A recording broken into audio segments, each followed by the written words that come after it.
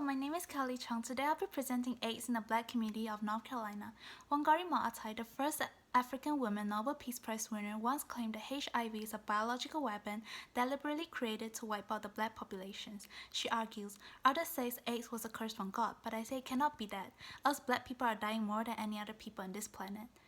I'm interested in learning about the factors that contribute to the higher HIV transmission rate in the black communities compared to white communities in North Carolina. In North Carolina, the number of black people living with AIDS is approximately 3 times the number of white people as of 2018, according to AIDS-VU. Health disparity in HIV is a social injustice issue. We need to look beyond the biomedical lens and focus on the political, social, and economic aspect of this decades-long issue to identify its root cause that can later lead us to potential solutions. Acquired immunodeficiency syndrome, AIDS, is a condition caused by the infection of human immunodeficiency virus, HIV, which cure still remains unknown. According to Mayo Clinic, within a few weeks after HIV infection, the infected person typically exhibits flu-like symptoms. Once the HIV infection progressed to AIDS, symptoms such as unexplained weight loss and chronic diarrhea started to manifest themselves. AIDS symptoms are indistinguishable from many other illnesses, making it nearly impossible for people to detect the disease without testing. In fact, 1 in 5 people are unaware that they are infected, according to CDC.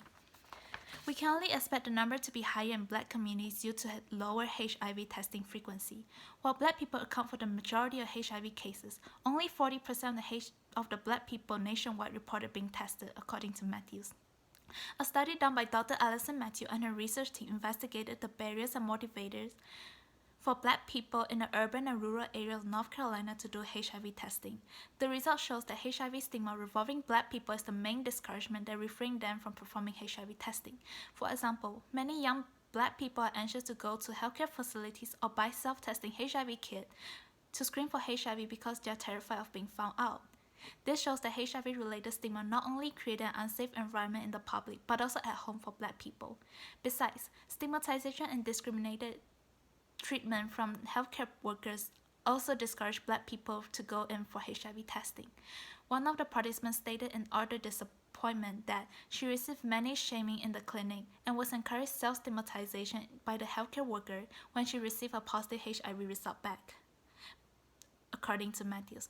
In short, as long as this stigma persists, black people will continue to be shied away from HIV testing.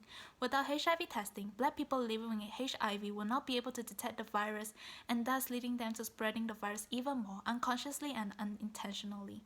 The social and structural determinants of health contribute to the increasing gap of HIV transmission rate between black communities and white communities in North Carolina.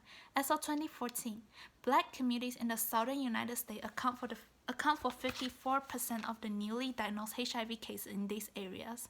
It was reported that the southern black people suffer from higher HIV-related morbidity and mortality compared to the white counterpart, according to Sutton. Dr. Madeleine Sutton and her research team discovered that the southern United States counties with higher HIV cases associated with a larger black population, higher poverty, higher unemployment, fewer owner-occupied housing units, and more female head of household. The unemployment rate, which gives rise to high poverty within the black community, discouraged black people with HIV seek treatment due to unaffordable costs. According to North Carolina Justice Center, the unemployment gap between black people and white people persists for more than 40 years, and the unemployment rate of black people is 2.3 times the number of white people. Oftentimes, unemployment goes hand in hand with the loss of healthcare insurance, render the uninsured black people living with HIV vulnerable and facing financial burden of HIV treatment, which costs approximately $20,000 per year, according to CDC. Moreover, racial disparity in criminal justice indirectly leads to higher HIV rate in North Carolina black communities. In North Carolina, black males account for 21.5% of the state adult population, yet they made up 52.9% of the 2016 prison population, according to ACLU of North Carolina.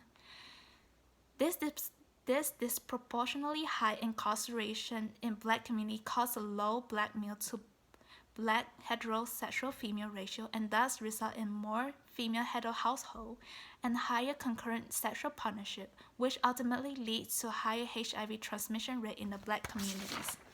To reiterate, all the factors that cause a higher HIV/AIDS rate in black communities of North Carolina mentioned earlier boils down to HIV-related stigma and racial inequalities.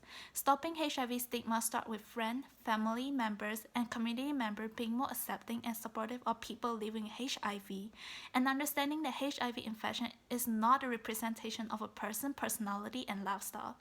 In order to overcome racial inequalities, on the other hand, conscious action are required from all parties, no matter it is as small as spreading awareness to colleagues during a small talk, or as big as challenging authorities regarding their discriminatory decision to support our Black communities.